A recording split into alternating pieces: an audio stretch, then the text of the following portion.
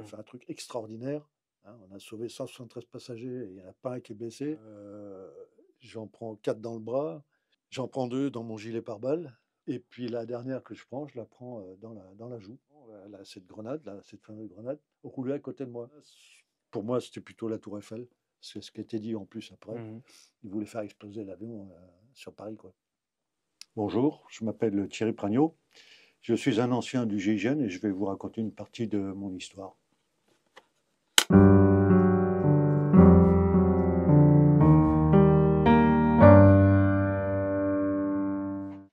Bonjour, je suis Christobal Lecrève pour la chaîne YouTube du Nouveau Détective. Aujourd'hui, je suis avec Thierry Pragnot, ex-membre du GIGN qui a notamment participé à l'assaut de la prise d'otage de Marignane en 1994.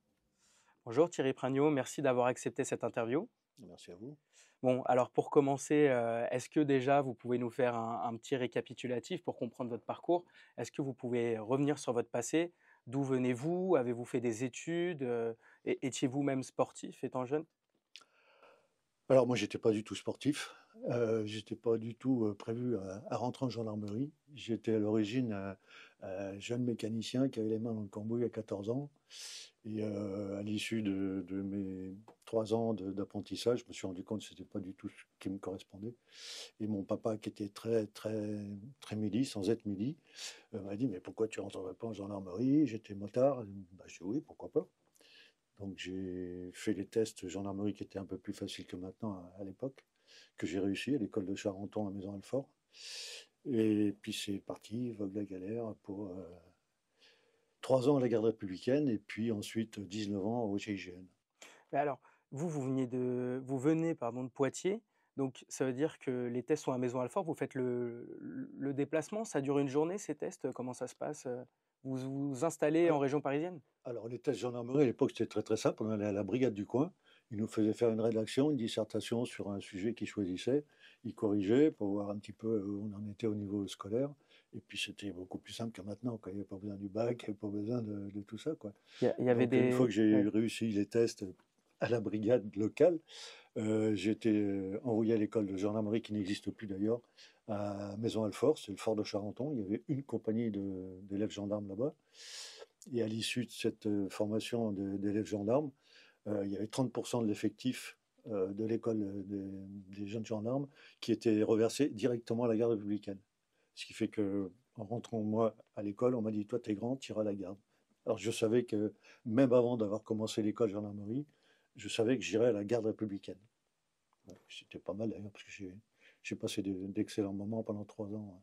Alors juste par curiosité, vous faites 1 mètre combien et 1,85 m, donc premier régiment présidentiel à l'époque de Giscard d'Estaing, c'était minimum 1,80 m, donc voilà, j'étais de base à OK, chaque fois. d'office, ouais. Voilà. Et alors, comme on va beaucoup en parler hein, de cette section militaire, ça veut dire quoi GIGN, mot pour mot, quoi?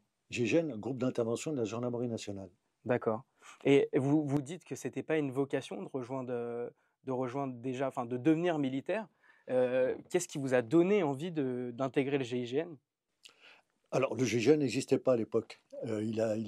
Pour moi, il a existé, bon, c'était 74, mais le vrai, quand on a fait remonter l'équipe de Mont-de-Marsan et l'équipe, on a fait un conjoint avec les deux équipes, c'était 76. Et moi, j'ai fait mon école de gendarmerie à ce moment-là. Et l'école de gendarmerie de Charenton, c'était à Maison-Alfort, dans l'escadron où était le GIGN, qui venait juste d'exister, quoi. Donc, pendant les cours, on voyait des gars qui descendaient en hélicoptère comme des araignées. Qu'est-ce que c'est que ce truc? C'était pas connu. Chez l'hygiène, il avait même pas quelques mois d'existence. Puis là, j'ai eu le déclic. Je me suis dit: putain, c'est ça. Alors, je me suis renseigné. Forcément, on m'a dit: bah si, c'est une nouvelle équipe qui a été créée en gendarmerie pour les prises d'otages, les arrestations, les transfèrements de détenus dangereux. J'ai dit: bah, c'est ça, voilà, c'est ça que je veux faire, quoi. Ok. Voilà. Rentrer au GIGN, il y a des examens tous les ans, Ouais. ou alors est-ce que c'est des postes qui se libèrent Il y a des postes qui se libèrent, c'est pour ça que tous les ans, il y a des promotions, enfin, il y a des promotions Ok. de jeunes gendarmes. Il y en a qui, oui, on va dire la moyenne d'âge, 10, 12, 13 ans au GIGN, c'est usant, hein. Et tous les ans, il y a un renouvellement de personnel. Donc il y a beaucoup de candidats et très peu de reçus, parce que les tests sont quand même assez hard. Les carrières, elles sont très courtes en fait. Ouais, c'est des carrières très courtes. Moi, j'ai eu la chance de faire 18 ans. Euh, c'est hyper usant, quoi. C'est usant. C'est usant en termes de sommeil, en Alors, termes de train de vie? bah, physiquement, déjà, c'est de l'entraînement de sportifs de haut niveau. Il faut savoir que les sportifs de haut niveau, ils arrêtent à 25 ans. Nous, c'est l'âge où on commence. Et on fait toute une carrière après. Donc, physiquement, c'est usant. Et psychologiquement, bon, on trouve quand même des missions qui sont quand même un petit peu hard quelquefois, comme Marignane, comme des arrestations ou de forcenés qui ont tué des gens ou quoi. Bon, ça marque un petit peu. Bien Moi, j'ai sûr. été marqué aussi en 94 à l'opération turquoise au génocide rwandais. C'était la même année que Marignane, où là, on a vu des choses qui étaient dégueulasses, quoi. Ça vous marque, ça marque beaucoup, quoi. C'est usant. Donc, 18 ans, c'est déjà pas mal, quoi. La Ok. moyenne, c'est 13, 14 ans maximum, quoi. Il y en a qui partent avant, hein. Alors je vais vous poser cette question maintenant, comme ça au moins je suis sûr de ne pas l'oublier. Sans Marignane, parce qu'on y reviendra plus tard dans cette interview, hein, justement de cette prise d'otage de Marignane en 1994. Mais est-ce que sans Marignane, vous aurez continué cette carrière au GIGN? Ou de toute façon, c'était psychologiquement la fin pour vous Alors, à l'époque, la limite d'âge pour rester au GIGN, c'était pour les gradés, parce que j'étais gradé à l'époque, adjudant, c'était 42 ans. Donc j'avais 42 ans. Ok. À 42 ans, je devais partir. Et j'avais pas trop le choix. Et l'année d'après, c'est passé à 48. Pas de chance, j'aurais dû attendre un peu et rester un peu plus longtemps. Aujourd'hui, ils restent un peu plus longtemps, les gens. Ils sont opérationnels pendant un certain nombre d'années. Ensuite, ils vont dans d'autres cellules. Ils sont plus opérationnels, mais ils restent au GIGN. Ils sont en TAP, troupes aéroportées. Ils sont en parachute, donc ils peuvent rester à l'unité, mais dans d'autres cellules, en fait. Ils ne sont plus sur l'intervention. Ils sont sur peut-être la formation ou autre chose, quoi. Ils ont une carrière beaucoup plus importante que la mienne. Il y a un espèce pas de fantasme, mais on s'imagine un examen très difficile pour entrer au GIGN dans ce corps armé. Il y a combien de participants? Quelles sont les épreuves finalement? Alors aujourd'hui, je vais parler d'aujourd'hui, mais bon, aujourd'hui, je suis plus dans le coup. Moi, je suis parti il y a 25 ans. C'est des promotions avec beaucoup de candidats, parce que c'est un, comment dire, un pôle où ils réunissent toutes les forces. Et toutes les différentes forces forment et testent des gens pour force intervention, pour l'observation recherche, pour toutes les différentes forces. C'est un gros pôle. Alors, c'est beaucoup de candidats. Nous, à l'époque, je me souviens, c'était 60-70 candidats et ils en prenaient 3, 4, 5 Ah ouais. maximum, quoi, à l'époque. Déjà dès la première année de sa création, ils étaient déjà très sélectifs. Ah oui, c'était Ouais. sélectif. Ouais. Ben là, alors les tests sont sur une semaine et c'est de l'intensif du début à la fin et pour voir un petit peu ce que les gens ont dans les tripes, quoi. Et c'est vraiment, vraiment très, très dur, quoi. C'est Donc, quoi comme épreuve bah, il y a les épreuves concrètement, ouais. psychologiques déjà, bon, avec des entretiens hein, pour voir ce que les gens ont un petit peu dans la tête. Hein. C'est pas forcément ceux qui sont les plus costauds qui sont le mieux Ouais. dans leur tête, donc avec les gradés. Et ensuite, il y a des tests physiques. Alors, ça va de natation, pieds, mains attachés, ça va test avec les chiens, le tir, les sports de combat, les agrès, les pompes, les abdos, les grimpés de corde. Sur une semaine, c'est intensif, intensif. Alors, il y a un tri déjà le premier jour, distraction. Le mec, il n'arrive pas à faire un minimum, bon, il rentre chez lui déjà. C'est Bon, quoi le minimum? bah, le minimum, c'est une quinzaine minimum, quoi. Il y a des Ok. gens qui vont jusqu'à 40, 50 tractions. Ah ouais. Ouais. Il y a des Ah ouais, sportifs de haut maintenant, il y a niveau des, qui prétendent à rejoindre le GIGN. Il y a des gens dont des, la gen- vocation des- c'est d'être sportif, mais qui se reconvertissent des en militaire. gendarmes qui ont. Bah, faut dire que maintenant, les gendarmes qui veulent aller au GIGN, ils rentrent en gendarmerie pour rentrer au GIGN. Ok. C'est-à-dire qu'ils vont s'entraîner pendant minimum 3 ans, parce qu'il faut être de carrière. Donc, pour être de carrière après l'école, c'est minimum 3 ans. Après, ils font 1 ou 2 ans d'unité et ils prétendent après à rentrer au GIGN. Donc, ils ont au moins 3 ou 4 ans pour se préparer physiquement. Donc, bon, il y a des gars qui arrivent, c'est vraiment des sportifs de haut niveau. Ouais. Ok. Ah oui, oui. C'est quoi l'épreuve pour vous qui a été la plus difficile justement dans cet examen au GIGN? Bah, il y a eu plein d'épreuves les plus difficiles. Il y en a eu qui m'a marqué le plus, c'est celle des sports de combat, puisque à l'époque, on tirait contre les anciens du groupe. C'est-à-dire qu'on boxait avec les anciens du groupe. Et il y en avait un chez nous qui s'appelait Michel, je vais le citer, parce que c'est un grand monsieur, qui était boxeur de haut niveau. Et j'avais qu'une appréhension, c'était de tomber sur lui, parce que puis j'attendais, alors un tel contre un tel, un tel contre un tel, puis on arrive à la fin de la liste, j'étais toujours pas passé. Et le capitaine Baril, qui était le patron, enfin le deuxième, le numéro 2 à l'époque, il m'avait eu en stage quelques mois avant, où j'avais bien terminé, dans les premiers, dans les stages de monitor self et compagnie, et il m'avait repéré. Il a dit, celui-là, faut le mettre avec Camus, parce il est méchant, quoi. Et puis, dernier combat, Pragno, Camus, Michel, le fameux Michel. Et puis là, bah, ça a duré 2 minutes où j'ai essayé de lui en mettre une, mais j'ai pas réussi. C'est un boxeur, quoi. Et j'ai fait un mouvement de karaté, un coup de poing retourné. Il a esquivé une fois, il m'a dit attention, tu vas me toucher. Et puis une deuxième fois, j'ai pas fait gaffe. Et là, bim, il m'a mis un uppercut, il m'a mis KO pendant 1 heure. 1 heure KO. Ah ouais. Ah, mais KO complet. Il m'a dit tu as été le plus beau KO de ma vie. Même encore aujourd'hui, il le dit. Bon, ça reste un bon moment, quoi. Mais bon. Et c'est pas éliminatoire alors, Ah justement. non, bah non. Ouais, parce qu'on pourrait Voilà. croire. Non, non, faut rentrer dedans. Après, si on trouve plus fort que soi, bah, tant pis, quoi. Mais ça fait partie du jeu. Au contraire, voilà, c'est motivant de taper contre un gars. On se dit, c'est un champion, quoi. Ouais. Je vais tirer contre un champion. Et c'est un champion. Il y a des gens Je qui suis fier craquent. d'avoir été mis KO par un champion. Il y a des gens qui craquent, qui abandonnent ou qui se blessent. Ouais.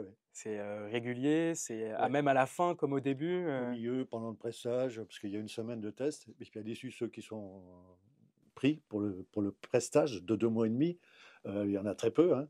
Et puis là, bah, tous les jours, c'est pareil, ça s'en va, parce qu'on pousse les gens à bout pour voir un petit peu ce qu'ils ont dans les tripes, quoi. Normal. C'est un examen d'1 semaine qui donne lieu à un prestage de 2 mois. Voilà, c'est ça. C'est bien ça. 2 mois Ok. et demi, ouais.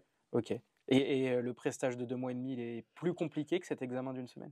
Ah, c'est complètement différent, c'est du stage bourrin, quoi. On réveille la nuit, vous dormez pas, vous allez dans l'eau froide, c'est des trucs, c'est avec les chiens, le gaz, c'est un stage de 2 mois et demi bien musclé, quoi. Est-ce qu'on vous prépare à pas craquer Non. si vous êtes capturé, par exemple, on vous met je sais pas, la tête sous l'eau, Ouais, et on c'est vous ça, prépare à ça Si, Ouais. c'est ça. Puis les chiens, et puis on vous met dans un truc noir avec du gaz, sans masque, sans rien. Il y a les chiens qui viennent nous attaquer. Bon, ils sont muselés. Ils vont pas nous faire mal, mais c'est hyper stressant, quoi. Psychologiquement, wow. Ouais. Vous vous êtes dit à un moment, bon là, il y a peut-être un monde où je craque, quoi. Il y a un Vous moment, êtes on dit se ça dit, c'est trop dur, je vais pas y arriver. Puis après, on se dit, bon, ils sont pas là pour nous faire mourir, ils sont là pour nous tester, pour voir ce qu'on a dans les boyaux. Faut y aller, quoi. Faut y aller. Faut se taper dans le derche et puis faut y aller, quoi. Donc, bon. Vous êtes fait des amis C'est là-bas? beaucoup là-dedans, hein. Ouais. Ouais. C'est Bon, plus c'est physique, mental hein. que physique, C'est vous très, pensez? très mental. Ouais. Physique aussi, parce que quand on dort pas et qu'on fait des marches avec des sacs à dos de je sais pas combien de kilos sur le dos, c'est fatigant, quoi. Mais psychologiquement, ouais. Celui qui est faible là-dedans, il va pas au bout, hein. Parce que le pressage, c'est quand même balèze, hein.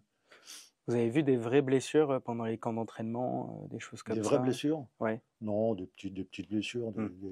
des tendinites, des petites blessures. Bon, et au final, du coup, vous êtes pris au GIGN.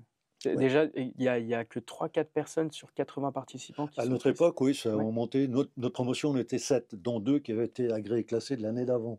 Donc, ce qui fait qu'on était 5, quoi. Ok. 5 prix sur. On était combien? 70 candidats, je crois, à peu près. Il y a une question qui me taraude l'esprit, c'est comment on vous l'annonce, en fait? C'est un coup de téléphone, un mail, c'est un courrier qu'on vous envoie? Qu'on ait reçu? Ouais, Ah non, que non, vous êtes reçu, on le ouais. sait à la fin du prestage. On nous dit, bah, c'est bon ou c'est pas bon. Ah, c'est direct. Parce que régulièrement, il y a des retests tout au long du stage. On vous reteste. Les tests que vous avez fait à l'entrée, vous les refaites à la fin du stage. Donc moi, pour un exemple, j'ai eu très peu de temps pour m'entraîner, pour préparer les tests. J'ai fini 3e au premier test. Et à la fin du stage, on refait les tests. Et là, j'ai fini 1er. Parce que Ok. j'avais eu le temps de m'entraîner pendant le stage, quoi. C'est quoi votre réaction quand vous apprenez que vous êtes pris? Ah bah c'est que du bonheur. Je dis ça y est, je suis dans la grande maison. Bon après, il faut faire ses preuves, hein. C'est pas voilà, c'est pas je suis arrivé, c'est bon, hein. Non. Après, il faut montrer à nos anciens ce qu'on a dans les boyaux, quoi, sur le terrain. Alors au début, ils nous mettent à l'arrière, puis petit à petit, bah, on arrive en tête de colonne. Et là, bah, il faut montrer ce qu'on sait faire, quoi. C'est un peu un Graal d'être en tête de colonne. Pour un civil, ça peut faire peur. On se dit, on nous envoie au casse-pipe. Pour un membre du GIGN, c'est plus un Graal, en fait. Ah bah oui, bah, c'est ce qu'on veut tous, hein, être devant, hein. C'est un petit peu normal, quoi. Ça pas, ouais, le civil moyen, il se dit, ah, mais il est fou, lui. Non, bah non, c'est très bien ce qu'on fait, on est équipé, on est entraîné. Ouais, le but, c'est d'être devant, ouais. Il y a une soirée d'accueil au GIGN? Pour les remises de brevets, oui. Bon, c'est un petit peu changé maintenant, parce qu'il y a beaucoup, beaucoup de monde. Mais à l'époque, oui, c'était bah, se fêter au champagne, Ouais. comme il se doit, ou le brevet. Et dans le champagne, où il est remis par le patron à l'époque, ou nos anciens, parce que le brevet était remis par les anciens. Et puis, bah, au champagne. Au champagne. Il y a peut-être des bizutages. C'est pas non, non, c'est pas un bizutage, c'est une soirée où le stage est fini, c'est terminé, on est opérationnel, on rentre dans nos différents groupes, et puis là on se lâche. Alors c'est une soirée un peu olé olé, quoi. C'est du lâchage complet, quoi. Alors, c'est tous les membres du GIGN Tout le monde, qui font la fête? tous. Et alors, c'est jamais arrivé qu'il y ait eu une prise d'otage le jour de la fête ou le soir de la fête? Pas que je me souvienne moi pendant les 18 ans où j'étais au GIGN, mais ça aurait pu arriver. Non, c'est pas arrivé. Je Ça me souviens pas, non. serait surtout Ça en aurait fin pu de le faire, mais soirée là après le c'était. Mais champagne. non, mais il faut dire qu'il y a quand même il y a toujours une équipe. À l'époque, il y avait toujours OK. une équipe d'alerte première, c'est-à-dire que celle-là, elle boit pas, elle fait rien, elle doit être prête dans le quart d'heure qui suit, prête à partir. Il y a une deuxième équipe qui doit être là dans la demi-heure qui suit. Bon, ceux-là, c'est pareil, ils boivent pas, puis les autres, ben, ils se lâchent. OK. Non, il y a toujours quelqu'un au cas où. Non, non, il y a toujours une équipe qui est prête. Ouais. Bon et concrètement, maintenant que vous êtes au GIGN, en fait, c'est quoi les missions, qu'on peut vous demander de faire? Alors, il y a les prises d'otages, bien sûr, mais il y a d'autres choses également? Alors pour la partie intervention, parce que maintenant il y a des forces GIGN, il y a des forces intervention, force observation recherche, et ainsi de suite. Il y a 5 ou 6 forces différentes.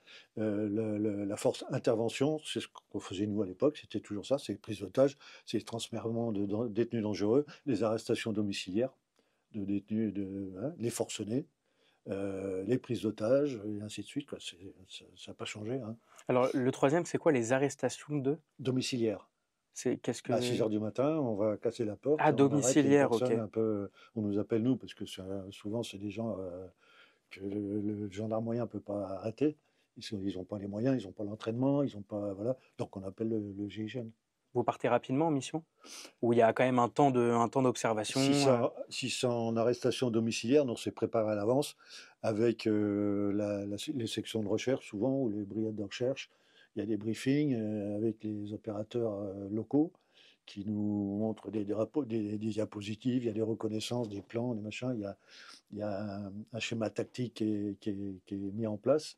Et puis c'est l'heure légale, 6 heures du matin. 6 heures, 9 heures, 6 heures, on casse la porte, explos ou avec les vérins ou le bélier, en fonction, parce qu'il y a des reconnaissances pour voir un petit peu comment la porte se trouve, s'il y a des points d'attache, si elle est blindée ou pas.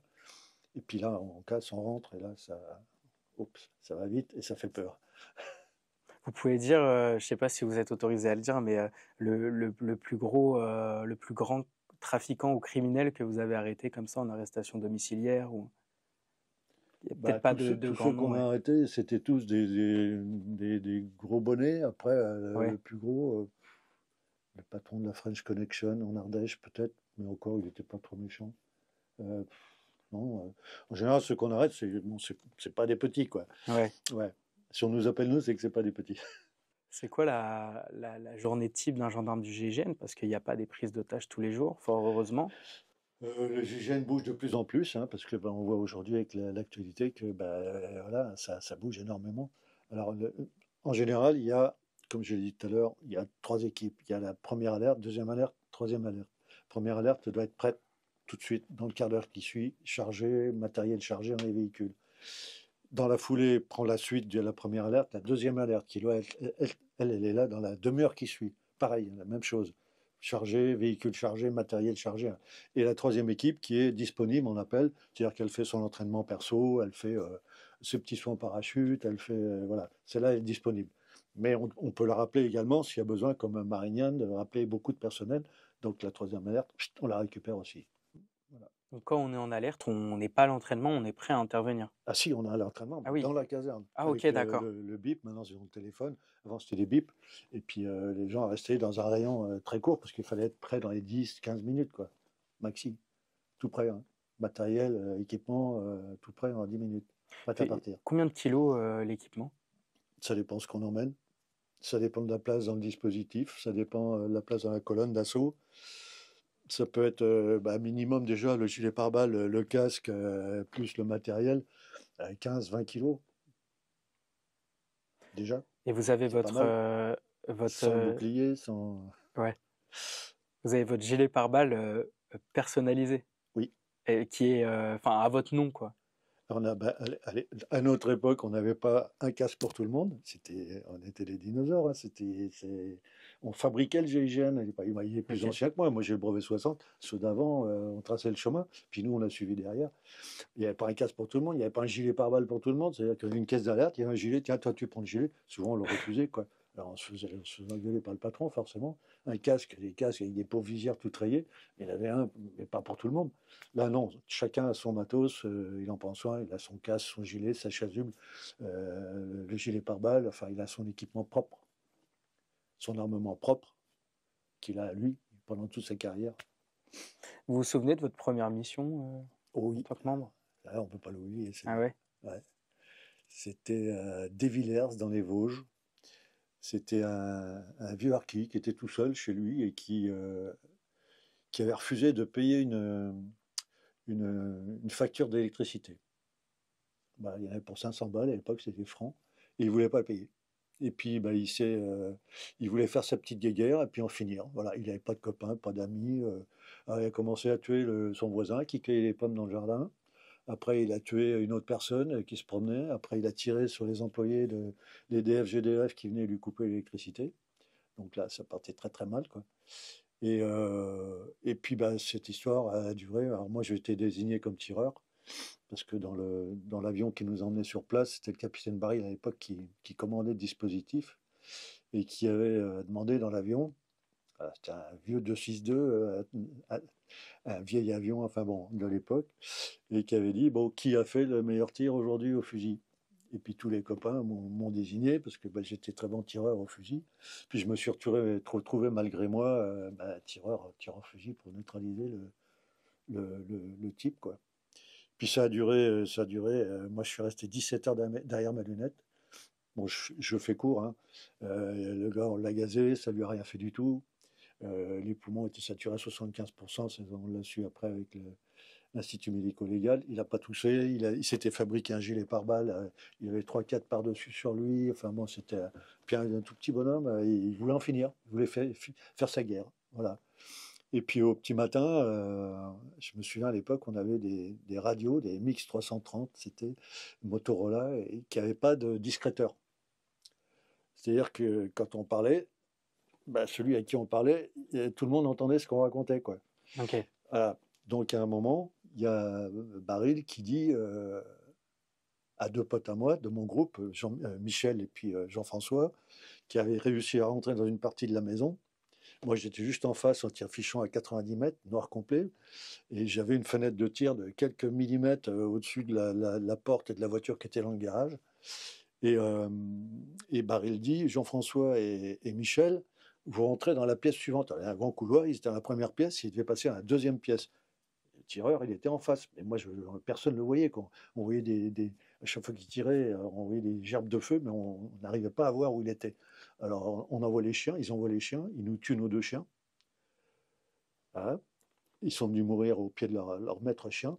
Et au moment où Baril dit Jean-François, Michel, vous passez à la pièce suivante, le gars a forcément entendu ce que Baril a dit, parce qu'il n'y avait pas de discréteur. Et j'ai vu le gars sortir d'où il était pour tirer sur mes potes. Et puis là, je l'avais en face ma lunette, et là, j'ai pas fait un tir de neutralisation, hein, j'ai eu une neutralisation définitive, quoi. Voilà, c'était lui ou mes potes, donc j'ai pas eu le choix. Et voilà, première intervention, ça vous marque un petit peu. Elle restera là-dedans, celle-là. Première intervention, vous... 17 heures derrière la lunette. Ouais. Alors, pardon, mais vous n'avez pas envie d'aller aux toilettes pendant 17 heures? Comment ça se passe? Non, là, Peut-être une question un peu... on pisse sur le côté. Moi, je me souviens, j'étais dans un poulailler, dans un tire-fichant, Ah ouais. c'était en plein hiver. C'était folklorique, quoi. Vous Non, dans dormez ces pas cas-là, pendant tout est 17 heures? bloqué. Ah bon, non, on n'a pas sommeil, là. Ah Ah, ouais? non, non, on n'a pas sommeil du tout. Non, non, puis en plein hiver, on avait juste la vieille combine. Enfin, c'était pas une combine à l'époque, c'était un blouson, sans rien dessous, et on n'a pas froid non plus, hein. On n'a pas sommeil, on n'a pas envie de faire pipi, voilà, on n'a pas froid, on est concentré sur ce qu'on doit faire, quoi. Puis la première inter, faut pas la louper, quoi. Faut montrer aux anciens que, voilà, on est là, et qu'on Il y a, sait faire. ouais. Il y a un truc qui m'a interpellé tout à l'heure dans une de vos phrases, c'est que vous avez dit il allait tirer sur mes deux potes. Ouais. Au GIGN, on ne parle pas de collègues, c'est une relation amicale en fait que vous entretenez Ouais, avec c'est eux. des frères d'armes, ouais, Ouais. ouais, on va dire un collègue, que c'est un collègue, c'est un gendarme. Un gendarme mobile ou un gendarme départemental. Au groupe, ouais, c'est plus des frangins, quoi. Bah, on vit quand même des trucs un peu chauds, quoi. Donc ça crée des liens, hein. On sauve la vie des potes. Moi, j'ai mon pote, mon chef de groupe, qu'on revoit tous les jours avec ma femme, qu'on voit régulièrement. Et bah, voilà, je lui ai sauvé la vie. Il le reconnaît, il en parle tout le temps. Voilà, tu m'as sauvé la vie, quoi. C'est un truc, tu gardes ça à vie, quoi. Il le comprend à ce moment-là que vous venez de lui sauver la vie. Non, pas tout de suite, parce Ouais. que on a attendu un petit peu pour donner l'assaut, parce que bah, j'ai tiré, puis on n'entendait plus rien. Alors, pour être sûr, il n'y avait plus de chien, il n'y avait plus rien, donc on a attendu. Et puis là, le capitaine a dit, bon, bah, allez, top action. Alors, il y en a qui sont passés par l'échelle au premier étage. Là, ils ont retrouvé une liasse de billets de 500 francs, à moitié brûlés. Donc là, il avait décidé qu'il ne voulait pas payer. Donc, il avait brûlé, il avait de quoi payer, mais il ne voulait pas. Il voulait faire sa guerre, finir en beauté, quoi. Et puis nous, on est arrivé, après moi je suis sorti de mon dispositif, j'ai rejoint tous les autres, puis on l'a trouvé, il était là à Angers. Voilà. Vous avez déjà regretté de tirer sur quelqu'un, peut-être même mal visé. Et voilà, c'est quand même, on note la vie d'un être humain. Non, je regrette pas du tout, parce que je l'ai fait pour sauver la vie de quelqu'un d'autre. Là, en l'occurrence, la vie de mes collègues. Et j'ai été amené à tirer plusieurs fois dans ma carrière, oui. Et en général, c'était pour sauver les gens ou sauver mes collègues, principalement. Donc, j'ai aucun regret, j'ai fait mon travail. Si j'avais pu le faire. La devise chez nous, c'est d'essayer de blesser la personne et la remettre à la justice. Mais il y a des moments où on ne peut pas faire autrement. C'est ou votre vie ou la sienne, ou la vie des potes, et ainsi de suite. Donc voilà, moi, non, non, j'ai fait mon travail, voilà. Il y a une mission que j'ai énormément appréciée que vous avez faite parce elle est digne d'un film d'action.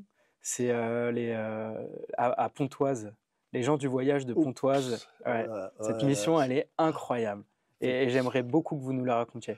Ouais, c'est un petit peu long à raconter, mais là, c'était quand on passe de chasseur à gibier, ça fait vraiment drôle, quoi. Ouais. Ouais. Bah, moi, on m'appelle le chat noir. À chaque fois qu'il y a un truc un peu pourri, j'étais dedans.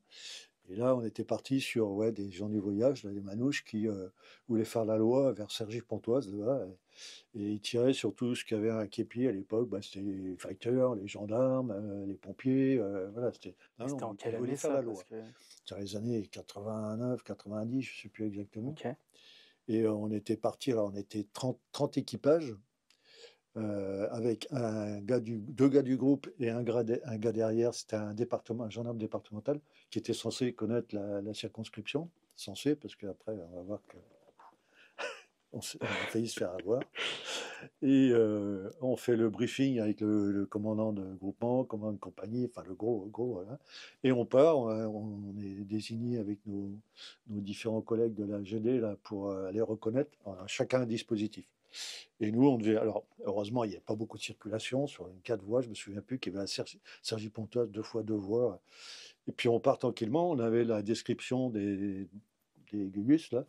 Alors ils étaient 4 par bagnole, des grosses bagnoles, cagoules remontées sur la tête, et ainsi de suite. On part tranquillou, on fait notre co, voiture banalisée, nous en civil, banalisée, hein. Et d'un seul coup, qu'est-ce que je vois sur le côté? Une Renault 30 TX, enfin le gros truc V6, la grosse bagnole, et 4 mecs dedans avec la cagoule retournée jusque-là. Putain, je dis aux gars, attention les gars, je crois que c'est eux. Ah, tu crois? Bah, je dis, regarde, voilà, discrètement, j'y regardais, mais ils sont là, quoi. Et effectivement, les gars nous repéraient. Je ne sais pas comment ils ont fait. On avait une 309 GTI grise. On était en civil. Et les gars nous ont testés. Ils nous ont doublés. Ils se sont mis devant nous. Alors là, on essayait de choper les plaques, mais il faisait nuit. Alors c'est moi qui conduisais. J'essayais de pas trop m'approcher pour pas me faire repérer, quoi. Pour essayer de prendre la plaque, puis passer ça à la radio aux collègues. Et on n'avait pas de valise relais à l'époque, et les radios, c'était pas perfectionné comme maintenant, et ça passait pas. Et à un moment, il double. Mais le problème, c'est qu'il a doublé par la droite la voiture qui était devant nous. Donc on s'est dit, hop là, là, il y a un loup quelque part, là. Et effectivement, à un moment, la voiture prend une bretelle, et en bas de cette bretelle, il y avait un rond-point. Alors moi, je suis à distance quand même pour pas nous faire repérer. On fait le tour, et là, la voiture a disparu. Donc on repart, et en repartant, en reprenant la bretelle, je double un semi-remorque, et dans mon rétroviseur, je voyais 2 phares blancs. Oh, j'ai dit, putain, ils sont derrière nous. On reprend la bretelle, 2 fois 2 voies, et là, je vois que la bagnole accélère. Alors, j'accélère, et là, je ne pouvais pas lâcher le vent, j'étais à 200 km/h. Et là, j'enquille à 200 à l'heure, je ne pouvais pas bouger, je roulais comme un fada. Et la grosse bagnole, le V6, s'est pointée à ma hauteur, là, à côté de moi. Et à l'arrière, le gars avait baissé la vitre de son machin. Et il a sorti le fusil à pompe, il me l'a mis sur la tempe, en roulant à 200 à l'heure, hein, sur la vitre de mon côté. Alors là, le réflexe, un grand coup de patin, c'est là qu'il y a eu 80 mètres de freinage, on l'a mesuré le lendemain. Et là, le coup part, bah, juste devant. La bagnole nous double, et puis se met dans une bretelle qui redescend. Et là, on s'arrête tous, on sort moi j'avais un HK, j'avais un pistolet mitrailleur et puis mon pistolet automatique. Et là, on s'arrête. Eux, ils étaient arrêtés à 80 mètres de nous et ils nous tiraient dessus. Alors on riposte forcément. Là, j'ai dû toucher une ou 2 fois parce que le lendemain, on a retrouvé le pare-brise explosé à l'arrière, enfin la glace arrière, pardon. Et puis on a trouvé du sang. La bagnole s'en va, nous on continue, on essaie de choper les copains à la radio. Impossible, ça passait pas. Et quelques centaines de mètres plus loin, ou quelques kilomètres, je me souviens plus, hein, de nouveau on entend tirer. Puis on regarde, oh, les mecs ils étaient au-dessus de nous, c'est-à-dire que la 2 fois 2 voies, elle était dans une cuvette comme ça. Et alors ils connaissaient bien la circonscription parce qu'il y avait une route qui passait juste au-dessus de cette 4 voies là. Et ils étaient là-haut, et puis là, bim, bam, bam, bam, ils ont allumé pendant tout le temps qu'on passe, quoi. Et alors on continue. Et 5 minutes après, dans le rétro, je revois encore les phares blancs. Je dis putain, ils sont encore derrière nous. Je dis on va jamais s'en sortir. Alors on rebolote, le gars accélère avec ma pauvre 309, même GTI, j'étais tout petit quoi, avec la Renault 30 TX. Le gars se pointe, se remet à côté de moi, ressort le tube et bim, me refout encore un coup. Là, je fous un coup de frein encore, ça me repasse devant le nez. Enfin, on a retrouvé du plomb plein la bagnole, hein, dans les joints. Il tirait la brenette, il tirait au petit plomb, il y avait tout, c'était un espèce de mélange de fou. Là.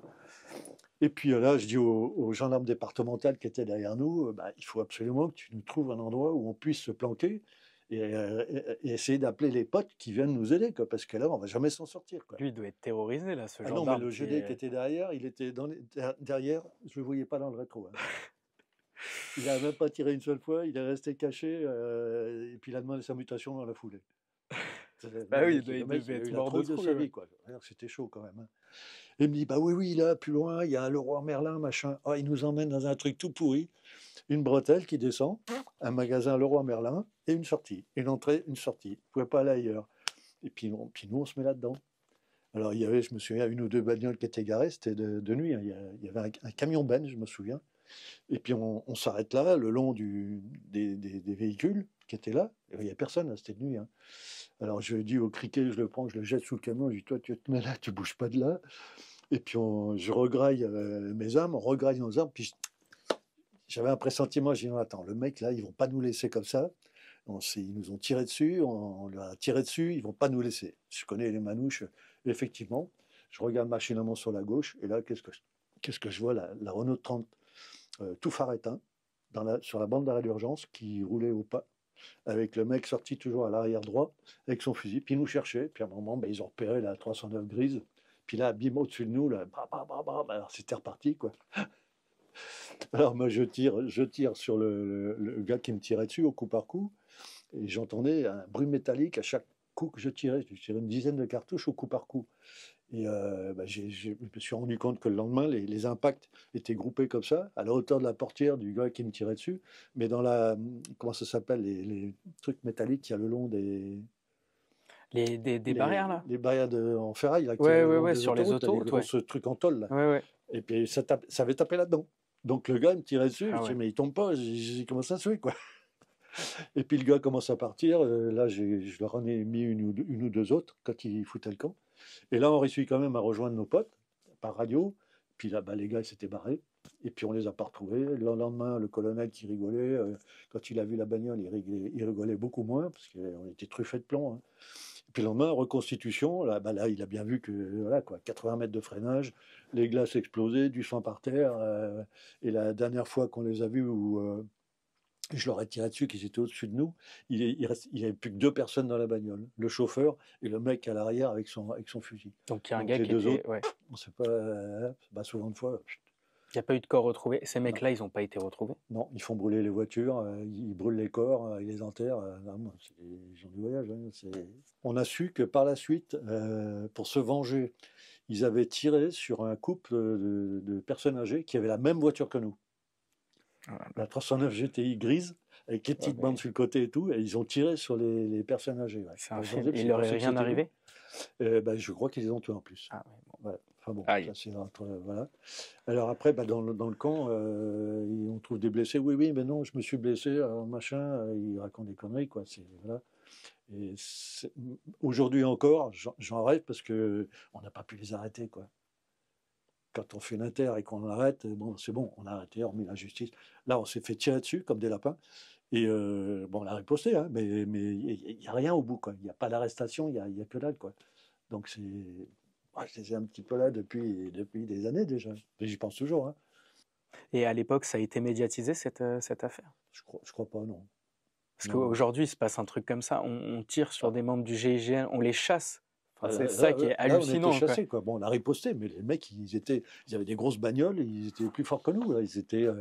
Nous, on avait nos armes de service, mais eux, ils avaient leur yacht gun, la grosse bagnole. Waouh, ça fait bizarre, quoi, de passer de chasseur à gibier. Ça fait bizarre, quoi. Enfin bon, voilà, c'est une expérience et un souvenir que je garderai jusqu'au bout, ça. Ouais. Bon, mais finalement, quand même, l'affaire de votre carrière, c'est bien la prise d'otage de Marignane du 24 au. Enfin, je sais pas, est-ce qu'on peut. En tout cas, c'est la plus impactante. La plus médiatisée, la plus importante. La prise d'otage de Marignane, elle commence à Alger le 24 décembre 1994 et elle va se finir à l'aéroport de Marignane le 26 décembre. C'est 4 membres du GIA qui prennent en otage le vol AF 8969, ouais. Justement en aéroport d'Alger. Moi, il y a une question quand j'ai écouté cette histoire que je connaissais pas vu que c'est pas vraiment ma génération. C'est mais comment 4 terroristes armés de Kalachnikov et d'explosifs ont réussi à rentrer dans un vol d'Air France pour prendre 220 personnes en otage. C'est impensable aujourd'hui. Alger, trop facile à l'époque. Ils avaient des complices qui leur avaient filé les sacs avec les armes dedans, qui étaient déjà dans l'avion, qui avaient été déposés par des complices. Hein. Et, non, il y a plein de complices, c'est obligé, quoi. Ils sont montés, ouais. Ils avaient déjà l'armement dedans, ils avaient l'équipement, ils étaient habillés en steward, certains en chemise, d'autres en veste. C'était tout prévu, quoi. Et alors, les 4 terroristes, ils se sont fait passer par des policiers, enfin, ils se sont fait passer pour des policiers en civil, ouais. C'est bien ça, ouais. Ouais, qui voulaient contrôler les passagers. Ok, mais il y a ce truc dingue. Justement, où il y avait un membre des forces de l'ordre algériennes ou françaises. Il y a un policier dans l'eau qui a dit si vous voulez, je peux vous aider. Voilà, exactement. En plus, le pauvre, il s'est fait tuer, quoi. Voilà. Et il signe son arrêt de mort, justement, oui. Voulant aider ses confrères. Plus le diplomate chinois, plus le pauvre cuisinier de l'ambassade de France, le dernier là, qui a été tué. Ouais, c'était chaud à Alger. Ouais. Pendant 2 jours, le vol Air France, il va rester à Alger. Vous êtes sollicité en tant que gendarme français ou c'est pas encore une histoire d'État pour la France?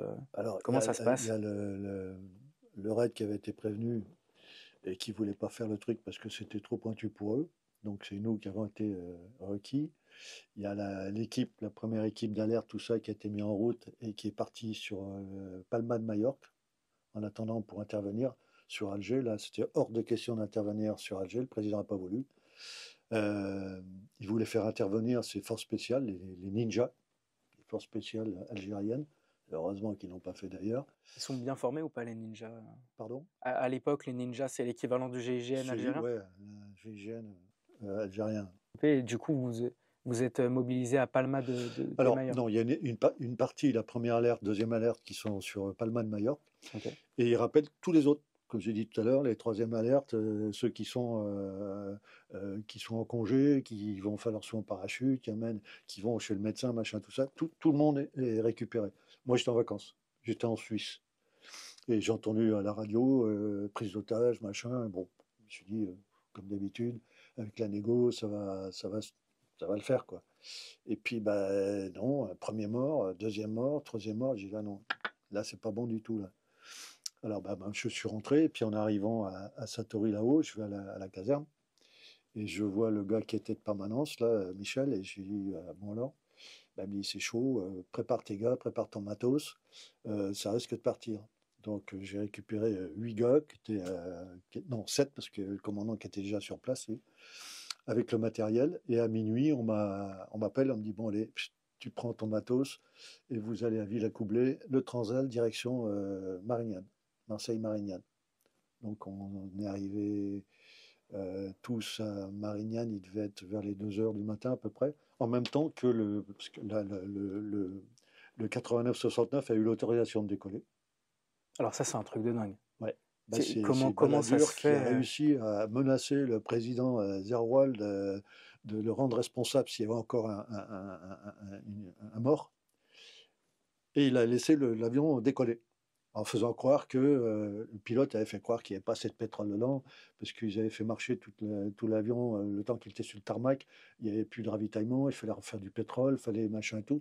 Donc ils ont laissé décoller pour aller sur Marseille, pour refaire le plein. Donc ils avaient assez de pétrole pour rejoindre Paris, parce qu'ils voulaient rejoindre Paris. C'est ça, oui, ils voulaient faire une conférence de presse à Paris, officiellement. Ouais, après la conférence de presse, ils voulaient la faire à Marseille. Bon. Puis c'est là qu'on a donné l'assaut après. Mais bon, au départ, oui, alors ils voulaient rejoindre Paris. Pourquoi faire? Avec un plein d'essence, du kérosène, c'était pour faire à 11 septembre, quoi. C'était soit la Défense, soit Montparnasse. Pour moi, c'était plutôt la Tour Eiffel. C'est ce qui était dit en plus après. Ils voulaient faire exploser l'avion sur Paris, quoi. Donc, ils sont arrivés à Marseille. Nous, on venait juste d'arriver. On nous a dit, planquez-vous. L'avion arrive. Et le 89-69, on l'a vu se poser. Et on s'est planqué. Et ils sont venus se mettre en bout de tarmac, là, à l'endroit où il y a un endroit prévu pour les prises d'otages, justement, où là, on ne peut pas bouger de là, quoi. Ils sont là, ils sont bloqués et tout. Et puis là, c'était négociation, négo, pour avoir du pétrole, pour avoir machin. Les gars, non, ils ne peuvent pas. Il y a ravitaillement. Donc, il y a des gens de chez nous qui se sont déguisés, qui avaient été formés déjà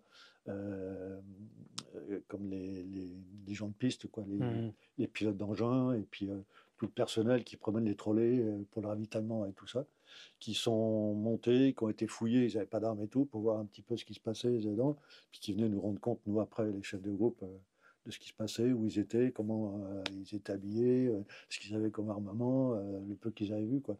Ça, c'est des renseignements qui nous servaient bien, quoi. Il y a des gars à vous déguisés en agents de piste qui montent dans l'avion des terroristes. Ouais. Mais à quel titre? Pour ravitailler l'avion, pour donner à manger, à boire aux gens, parce qu'il faisait chaud et les gens avaient faim, et ça faisait un petit moment qu'ils étaient là-dedans dans l'avion. Donc ravitaillement. Donc ils sont rentrés, ils ont été fouillés, ils ont donné les bouteilles, les trolleys à manger, machin, puis ils sont repartis. L'avion, il arrive très tôt au matin, je crois, à 3h. 2-3 heures. Et vous vous entraînez. Et alors, je crois qu'il y a même un avion d'Air France qui est mis à votre disposition pour faire des répétitions, c'est ça? Oui, exactement le même. Un A300D qui est mis à notre disposition, et on fait du drill toute la matinée. Moi, je désigne chaque personnel, parce que c'est moi qui commande ma passerelle. Malgré que le commandant Favier, qui lui a donné le top action, était dans mon groupe. Mais je ne pouvais pas le mettre devant, parce qu'il était tout jeune, puis un patron, il n'est pas devant. Et puis comme c'était moi le plus ancien, on dit que la fonction prime sur le grade, et c'était moi le plus ancien. Donc c'est moi qui ai désigné qui serait le premier. Voilà. Et jusqu'à la fin, le commandant, je l'ai mis en numéro 6. On s'entraînait pendant 1 ou 2 heures sur le même avion. Donc chacun savait ce qu'il avait à faire. Mais ça, c'est un entraînement théorique. Après, la pratique, ça se passe jamais comme là. Ça s'est pas passé exactement comme on avait prévu, quoi. Juste avant l'assaut, ils avaient libéré un couple de personnes âgées qu'on avait reçu nous au PC crise, parce qu'il y avait deux, il y avait le PC crise et la cellule de crise qui était en tour de contrôle avec les autorités. Et nous, le PC crise, c'était un vieux bus qu'on avait dans un hangar où on avait nos secrétaires avec des tableaux Velleda qui prenaient tous les renseignements que nous envoyaient les tireurs qui étaient sur le tarmac à travers les hublots. Ils disaient bon, bah, il y en a un, il est comme ça, on va l'appeler le dégarni, ils ont à peu près telle arme, machin, ils se déplacent, tel endroit, puis ils marquaient tout. Bon. Et quand les personnes âgées ont été libérées quelques temps avant, on les a reçus dans ce PC crise. On leur a montré des planches photos avec de l'armement. Ils nous ont dit, bah, ils ont ça, ils ont ça, ils ont ça. Puis on leur a demandé où étaient les terroristes dans l'avion. Alors il dit, il y en a toujours 2 à l'avant dans le cockpit et 2 à l'arrière. Puis de temps en temps, mais ils font un roulement et ils se reposent comme ça. Donc le schéma théorique, tactique de départ, c'était moi, je vais en trouver 2 devant. Et les autres sont à l'arrière. En fait, c'est pas du tout ce qui s'est passé. Juste avant qu'on donne l'assaut, parce qu'ils avaient demandé à faire une conférence de presse, le commandant Fayet avait demandé à ce que le premier galet où il y avait les passagers soit reculé à l'arrière de l'avion. Pour faire la conférence de presse. Pour faire la conférence de presse. Alors, La il pseudo-conférence de presse. voulait réellement faire une conférence de Oui, presse oui, ou pas, oui, ces gens-là? oui. Et justement, il y a quelque chose qui m'intéresse, c'est quoi leurs revendications? Qu'est-ce qu'ils veulent? Libérer des gens du GIA qui étaient en tôle. Ils veulent un échange de prisonniers. Ouais, Ouais. c'est ça. Donc c'était le truc tout con. Voilà, quoi. Et ces 2 personnes âgées qui sont relâchées, Alors donc ceux-là, ils ont été relâchés. Hein, voilà, et ils vous disent, Ils nous disent, bah, il y en a toujours 2 devant, 2 derrière, ils ont ça comme armement. Bon, on leur a montré ce qu'ils avaient, et puis ils avaient ce qu'il fallait. ils avaient quoi justement? Bah, ils avaient Kalachnikov, ils avaient Uzi israélien, il y avait pistolet HK, pistolet Makarov, les explosifs avec mise de feu électrique, pyrotechnique, les grenades soviétiques, dont une que j'ai pris juste avant qu'on m'évacue. Ils avaient de quoi faire exploser l'avion. Ils l'avaient piégé l'avion de toute façon. Hein. C'est là justement où ils avaient piégé. Quand ils ont su qu'ils ne pourraient pas redécoller, parce que personne ne voulait remettre du kérosène dans l'avion, ben là, ils ont dit on va faire péter l'avion. Alors ils ont déplacé l'avion d'initiative. Ils sont venus se mettre sous la tour de contrôle. Okay. Et nous, on a entendu nos tireurs. On était dans notre hangar. On entend un réacteur en haut, 2 réacteurs en haut. L'avion bouge. Effectivement, l'avion d'initiative est venu se mettre sous la tour de contrôle. On n'a pas trop compris pourquoi. En fait, c'était pour faire péter l'avion sous la tour de contrôle. C'est là qu'ils avaient piégé l'avion. Et alors nous, on avait le commandant qui arrivait de la cellule de crise qui nous a dit, le commandant Favier, aux prochaines exactions, on donne l'assaut. Donc tout le monde s'est équipé, équipez-vous. Chaque passerelle, les 3 passerelles, tout le monde était sur les passerelles et attendait. Et puis à un moment, on entend tirer. Mais d'où on était, on ne voyait pas. En fait, ils avaient ouvert la porte gauche, à l'opposé de ma porte à moi, et ils ont tiré sur la tour de contrôle. Ils ont ouvert l'autre porte, ils ont fait la même chose. Ils ont fait le tour comme ça de l'avion, ils ont ouvert toutes les portes et ils ont refermé les portes. Et nous, on a eu le top action à ce moment-là. On arrive avec nos passerelles et les mecs nous voient, mais ils ne voient pas. Ils voient les passerelles, mais c'est les passerelles qui sont borgnes. Donc ils voient des passerelles, mais ils ne voient pas les mecs qui sont dessus, quoi, parce qu'on était camouflés, ils ne nous voyaient pas. Mais on avait des impacts sur la passerelle, quoi. Et ils referment les portes. Et nous, on arrive forcément là. C'est là où il y a eu un problème d'ouverture de porte, où on voit dans le reportage, je ne sais pas si vous avez vu. Oui, cette célèbre photo. Ouais. Donc moi, je pensais que c'était de ma faute à moi, puisque le matin, on s'était entraîné sur un avion vide. Et le soir, l'avion, il y avait 173 passagers dedans. Je dis, il y a une histoire de poids et tout. Et j'avais demandé à l'hôpital, au commandant de bord, Bernard Delem, et il m'a dit, non, ça n'a rien à voir, l'assiette, passager ou pas, elle reste telle qu'elle, quoi. Et j'y suis des années après, parce que mon chauffeur en dessous, Jeff, m'a dit, écoute, j'ai un truc à te dire, ça me travaille depuis quelque temps. Il me dit, je ne vais pas citer son nom, il y a un officier, quand les passerelles étaient dans le hangar, qui a dit à mon chauffeur, tu remontes ta passerelle à la même hauteur que les autres, pardon. Alors, on sait bien que quand on regarde un Airbus, l'arrière de l'avion est beaucoup plus haut que l'avant. Et nous, on avait mesuré l'avant. C'est-à-dire qu'en remontant notre passerelle, on bloquait la porte. Et c'est ça justement, le mec du GIGN essaie de l'ouvrir. Ouais, voilà, ouais, ils essaient d'ouvrir, ça passe pas. Et puis moi, pour moi, j'étais persuadé qu'il y avait c'était les terroristes qui étaient derrière Ouais. et qu'on allait se faire rafaler à travers. Donc j'ai dit à Eric qui était à côté de moi et à ceux qui allaient ouvrir la porte, attention, faites gaffe, il y a du monde derrière. Et alors, nous, ça nous a paru extrêmement long, alors qu'en fait, quand tu regardes la vidéo, c'est très très court. Le chef en dessous, il m'a dit tout le long du trajet entre les hangars et l'avion, je me suis dit ça passera pas, ça passera pas, ça passera pas. Effectivement, il arrive, puis il voit que ça passe pas, et là, boum, il donne un petit coup de marche arrière. Et puis là, moi, je me retrouve premier. Il y a une marche comme ça à passer, et ce qui m'a permis de rentrer dans l'avion, quoi. Alors, il n'y a personne derrière, heureusement, et ils s'étaient tous regroupés dans le cockpit. Donc, c'était plus deux à l'arrière, deux à l'avant, c'était quatre à l'avant. Donc, à l'avant, dans le petit cockpit de la 300D, eh ben, il y avait sept personnes. Le pilote, le copilote, le mécanicien navigateur et les quatre terroristes. Ça fait un grand comme ça, là, il y a sept personnes dans la nuit noire. Là, il faut faire le tri, hein. On est le 26 décembre 1994.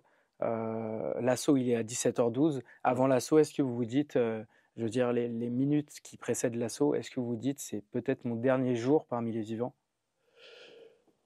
Oui, avant l'assaut, ouais, on se dit, ça va partir, c'est sûr, parce que là, on savait que ça allait partir.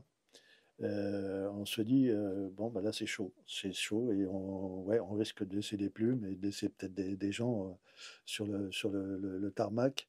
Et il y a une image qui me restera tout le temps. Et alors, c'est marrant parce que on était trois passerelles, une à l'avant, la mienne, celle qu'on voit, et les deux autres qui étaient à l'arrière gauche, à l'arrière droit. Et on a fait exactement la même chose tous, sans se concerter. C'est-à-dire que quand on est parti au moment du top action, on sort des hangars pour rejoindre l'avion. Moi, je me souviens, je me suis retourné, parce que j'étais en tête, j'ai regardé les gars, et on était livides, hein. On disait, bah, on y va, quoi. On ne sait pas ce qu'on a trouvé là-bas, et ça va être chaud, quoi. Et on s'est tous serré la main, du haut jusqu'en bas. Et j'ai su, des années après, que les autres équipes, à l'arrière gauche et droite, avaient fait exactement la même chose.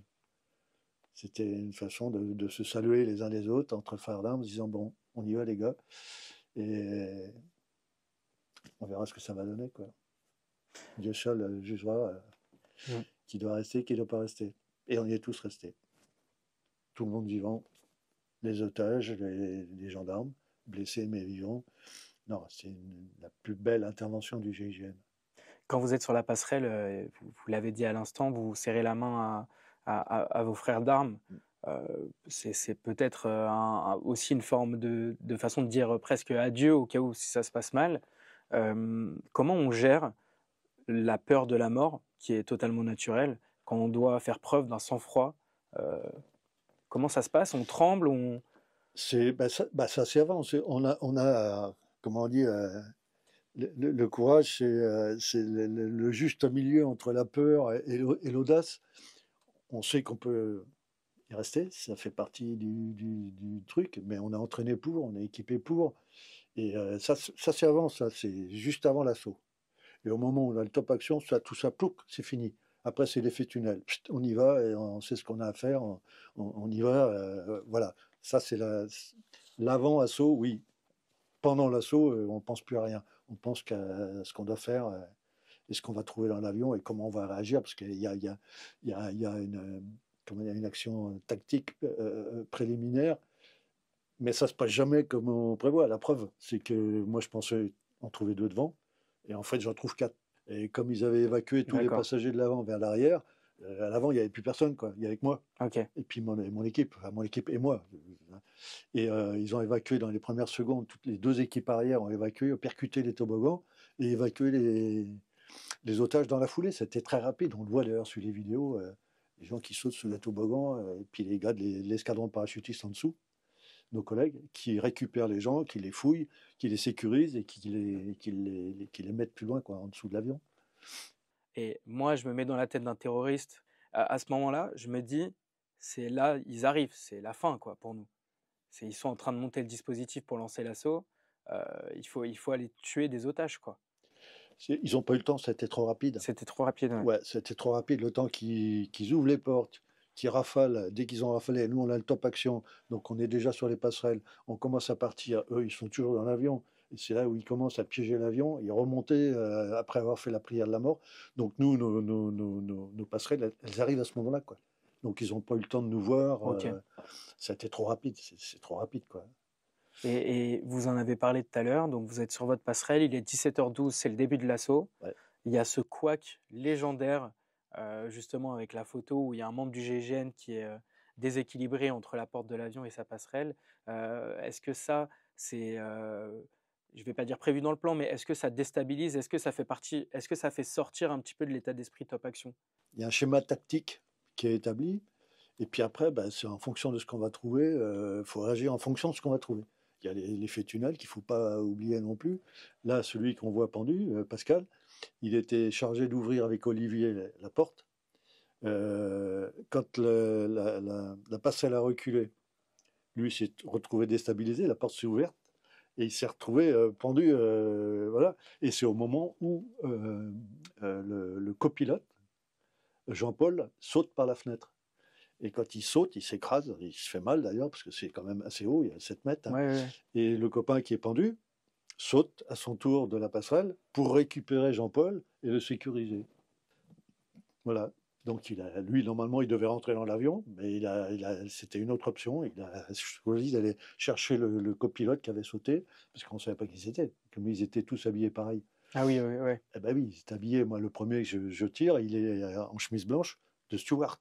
Le deuxième, il est avec une veste de steward bleue, avec des lunettes, je me souviens, des lunettes de soleil.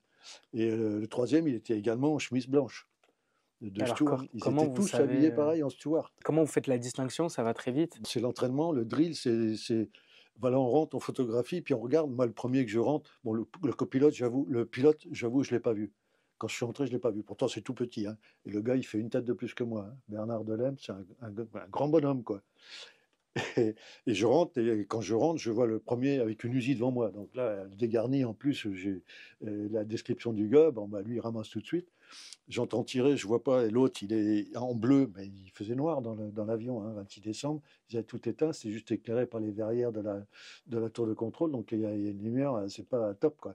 Le deuxième, qui est en veste Stewart, avait un pistolet, c'était un Makarov, mais je ne l'ai pas vu, mais j'entendais le bruit.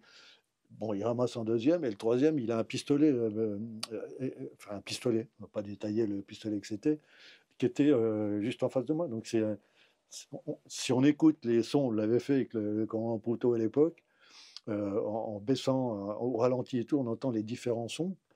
Mais c'est hyper rapide, quoi. En 4, 5, allez, 4 secondes. En 4 secondes, c'est réglé, quoi.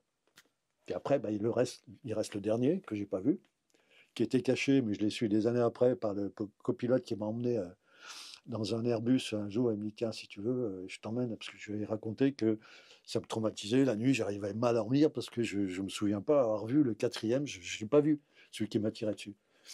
Et il m'a dit, écoute, je te rappelle demain. Il m'appelle le lendemain, il me dit, écoute, Thierry, je te propose un vol Paris-Milan, Milan-Paris, dans un A300D, le même, exactement le même. Ok, on monte, et au palier, il m'a dit, tiens, viens voir. Puis il m'a dit, tu vois, alors les anciens Airbus, avec les gros manches à balai, là, il y avait pilote, copilote, derrière il y avait 2 sièges. Et sur le côté, il y avait la planche du mécanicien navigateur avec tous ses instruments, et un autre siège derrière. Et le quatrième terroriste, il m'a dit, il était caché là-dessous, sous la tablette du mécanicien navigateur. Tu ne pouvais pas le voir, impossible. C'est pour ça que je ne l'ai pas vu. Et puis c'est lui qui m'a tiré dessus, quoi. Mais pour vous tirer dessus, ça veut dire que vous êtes rentré dans le cockpit? Ou vous tiriez de Le cockpit, l'extérieur? c'est grand comme ça. Donc moi, je suis là, à l'entrée du cockpit, et puis j'ai tous les gars qui sont autour de moi, quoi. Donc là, on ne peut pas rentrer dans le cockpit complètement. Il y a tous les engins, il y a des sièges de tous les côtés. C'est tout petit, c'est minuscule, c'est gros comme ça, là. C'est tout petit. Vous tuez 3 terroristes. J'en tue pas 3, j'en tue 2, et j'en blesse un troisième, qu'un collègue de l'arrière m'a dit, en arrivant, j'ai vu un mec qui rampait, qui était blessé dans le dos, il a une tache de sang sur sa chemise, et puis je l'ai terminé, quoi. Par contre, après, vous ramassez. Après, je ramasse la foudre. Alors là, moi, j'en prends 7 en tout. J'en prends 4 dans le bras. J'en prends 2 dans mon gilet pare-balles. Et puis la dernière que je prends, je la prends dans la joue. Et c'est ma visière pare-balles qui va me sauver la vie. Et cette balle m'a éjecté du cockpit. En fait, elle m'a sauvé la vie, quoi. Et je me suis retrouvé en basculant à l'arrière dans le petit couloir, sur le dos. Et puis là, j'ai continué, je me suis caché sur le côté gauche pour pas que le terroriste continue, parce qu'il continuait à me tirer dessus, pendant que j'étais dans le couloir en train d'essayer de me cacher sur la porte à gauche. Et je voyais dans le strapontin des stewards en face de moi, des trous du gars qui continuait à me tirer dessus. Quoi. Vos collègues, Là, j'ai cru que ma dernière heure était arrivée. Là. Quand je voyais les trous qui me passaient là au-dessus de la tête, à ça, là, dans le siège devant moi, je dis, oh putain, c'est pas bon là. Et les copains, à l'arrière, n'étaient toujours pas arrivés. Parce qu'eux, ils ont mis 15 secondes de plus que nous. Nous, on est arrivés, eux, il fallait qu'ils fassent le tour de l'avion pour se mettre en place. Donc, on a calculé les premiers tirs de nos gars, c'est 15 secondes après que moi je suis rentré. Et les tirs fusil en face, c'est 2 minutes 30, parce qu'ils étaient sur le tarmac, nos collègues tireurs. Et au moment où l'avion s'est déplacé, ben, il a fallu que les tireurs se déplacent.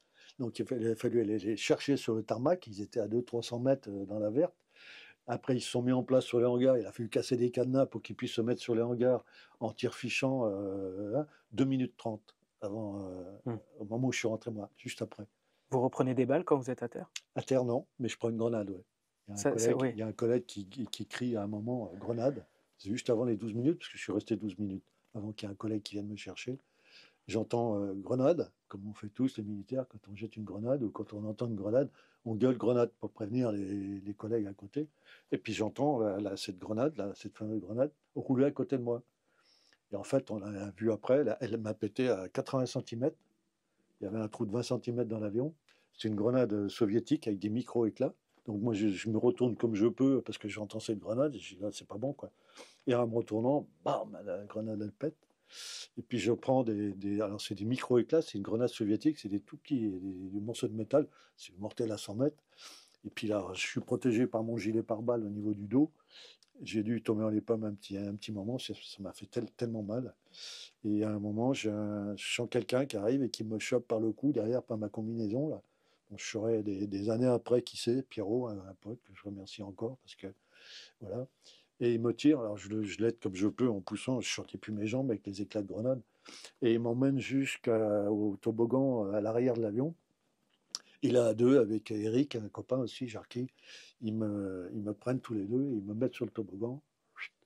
Et puis là, je descends dans la fraîcheur du matin, et puis les médecins m'attendent en bas. Quand ils ont vu les dégâts, ils m'ont shooté tout de suite. Et puis je me suis réveillé, shooté comme un malade. J'avais pas mal, tout allait bien, morphine certainement, je sais pas. Et puis ma hantise c'était comme je sentais plus mon bras droit, j'ai dit putain, pourvu qu'il me coupe pas le bras quoi.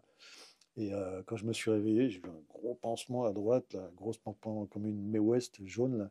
Puis je voyais le bout de mes doigts, j'ai dit bon, s'il y a les bouts de doigts, c'est que le bras il est là. Non, ils voulaient m'amputer, ouais, parce que dans l'état où c'était à l'époque, normalement ils amputaient. Ils vous ont fait combien de points de suture?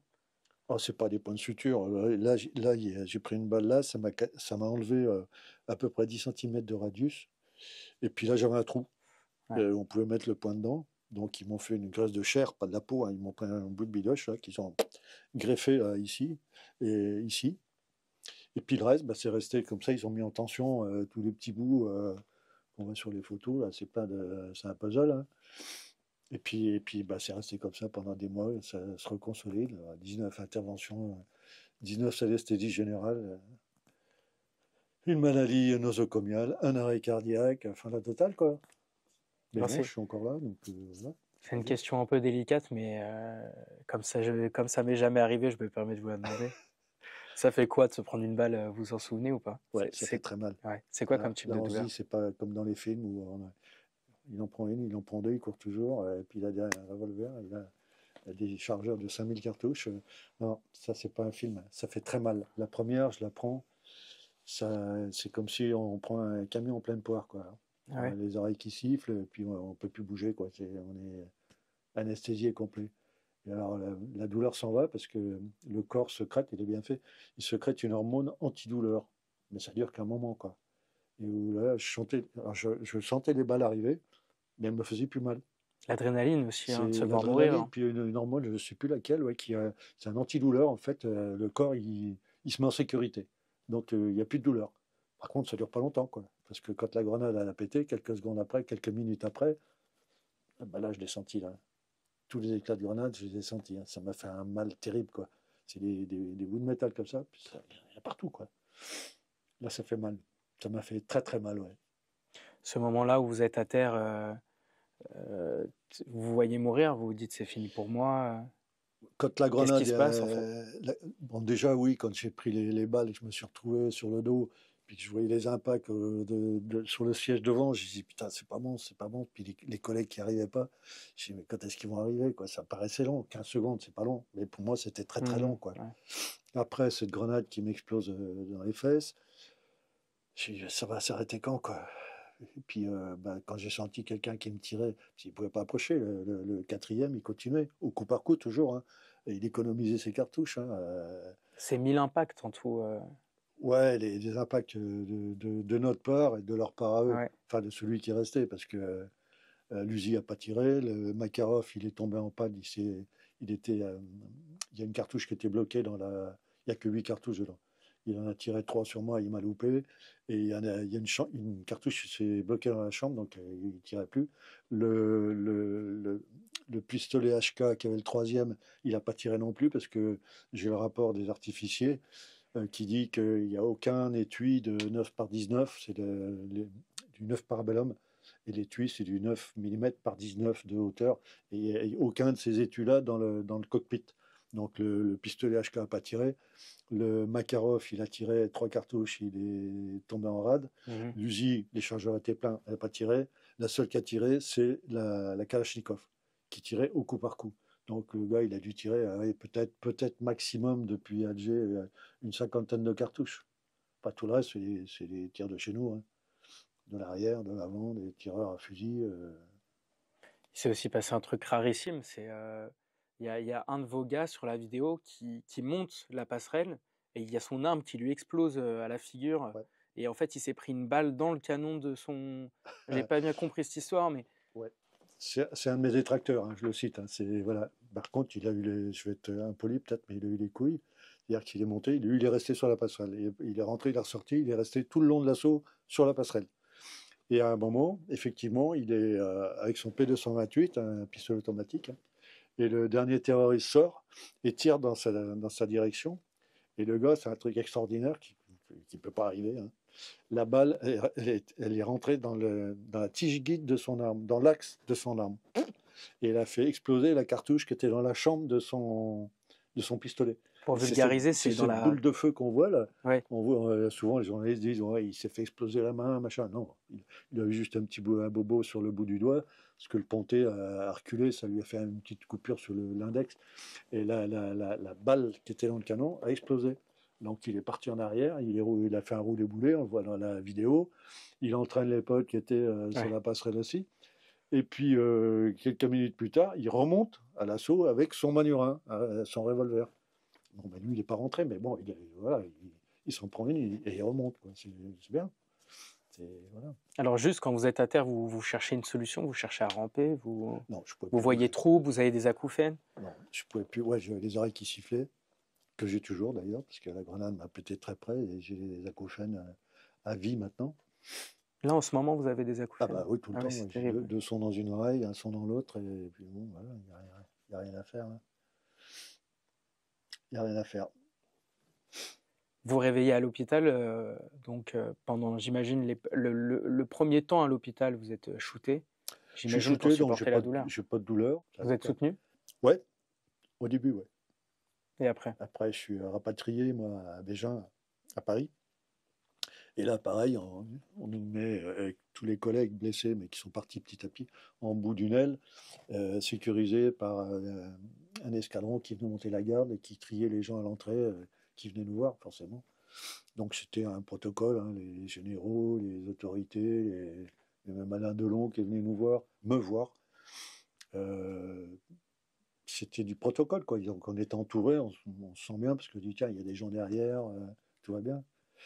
Et puis, bah, au bout de 3 mois, bah, il faut rentrer un jour à la maison. Et après, bah, c'est quelques collègues qui viennent prendre des nouvelles à la maison. Et puis après, bah, il n'y a plus rien, quoi. Voilà, on se retrouve un petit peu tout seul, quoi. Sachant que psychologiquement, bah, que le GIGN, c'est fini. C'est une fin de carrière La blessure, c'est voilà, carrière terminée. Alors, bah, on n'est pas préparé à ça, hein. On se dit, bah, oui, mais je vais faire quoi? Je vais faire quoi, quoi? Donc ils ont eu la sympathie, Mitterrand a eu la sympathie de me garder 4 ans de plus, pour mes 42 ans, parce que j'en avais 38 à l'époque de Marignane, où là, bah, j'ai formé les jeunes au tir, parce que le tir, c'était ma spécialité. Donc j'ai formé les jeunes recrues du groupe pendant leur stage au tir, jusqu'à mes 42 ans, où on me proposait un poste au quartier des Célestins, à l'état-major de la garde républicaine, dans un bureau. J'ai décidé de partir. Ouais, on m'avait promis de partir outre-mer, je ne suis pas parti outre-mer. Je devais avoir mon grade de major. Aujourd'hui, je ne sais toujours pas pourquoi je ne l'ai pas eu. Alors que j'ai mes notations avec le commandant Favier signé potentiel major, pas eu mon grade de major. Bon, plein de petites misères comme ça qui ont provoqué mon départ, quoi. J'ai dit, bon, bah, allez, merci, j'ai fait mon travail, je rentre chez moi et je me suis retrouvé dans le Poitou, chez moi, là-bas, sur mes terres. Voilà. Et vous Fin de faites quoi l'histoire. là-bas maintenant? Alors là-bas, déjà, je ne pouvais pas travailler. J'ai une carte d'invalidité à 100%, donc voilà. Comme je suis parti avant, je m'engageais à ne pas travailler dans la fonction publique, donc voilà. Qu'est-ce qui me restait? Bah, faire la sécurité à un casino ou à la Super U. Non. Donc j'ai décidé de créer une association de remise en forme, parce que c'était mon travail.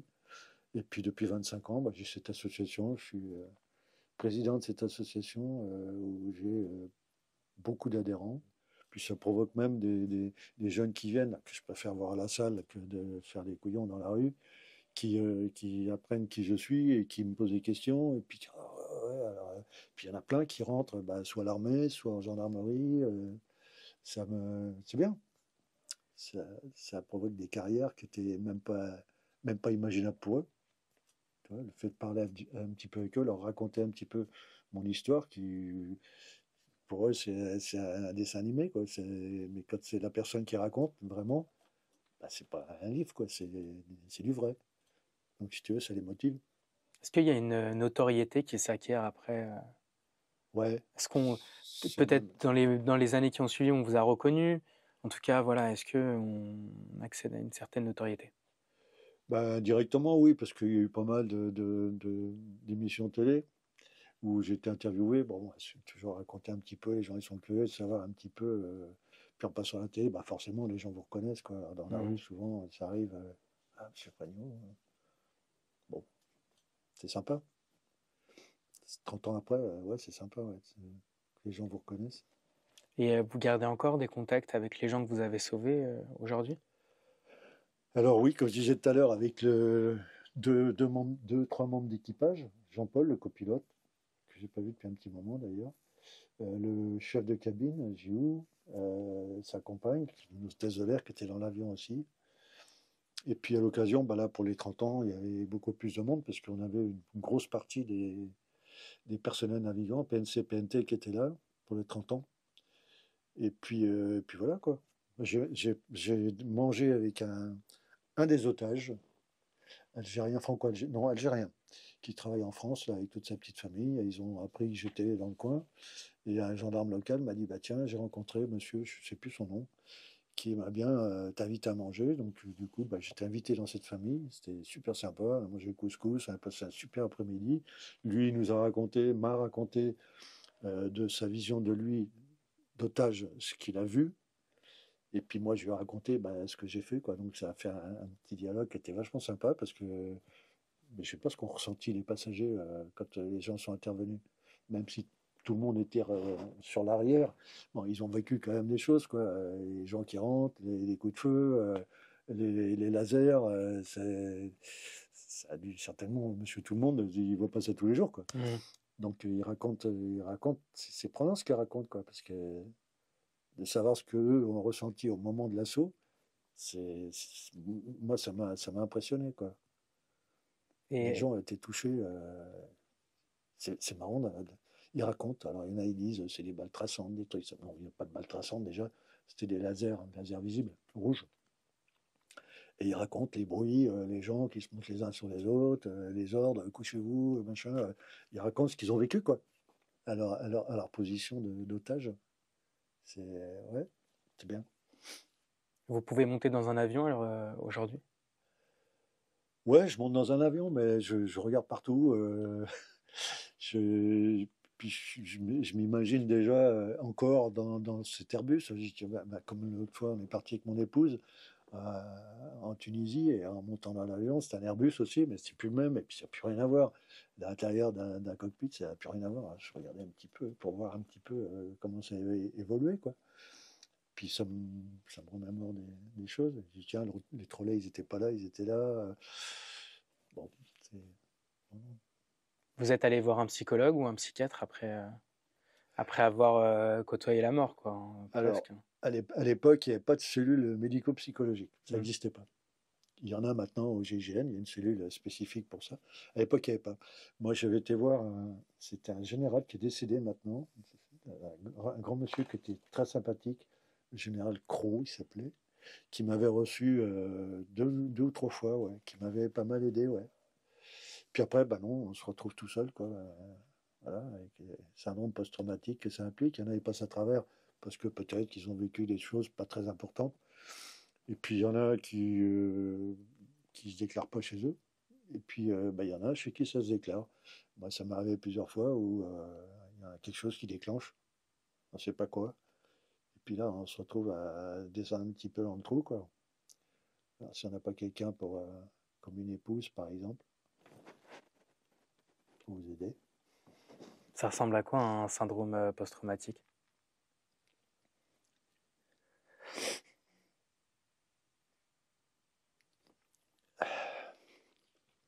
J'ai toujours dit que dans une vie, quand on vit des choses un peu pointues qui vont vous risquer votre peau, le cerveau, moi je compare ça à un casier avec des petits tiroirs. Puis chaque chose importante de sa vie, on la met dans le tiroir, puis on ferme le tiroir. Toute sa vie comme ça.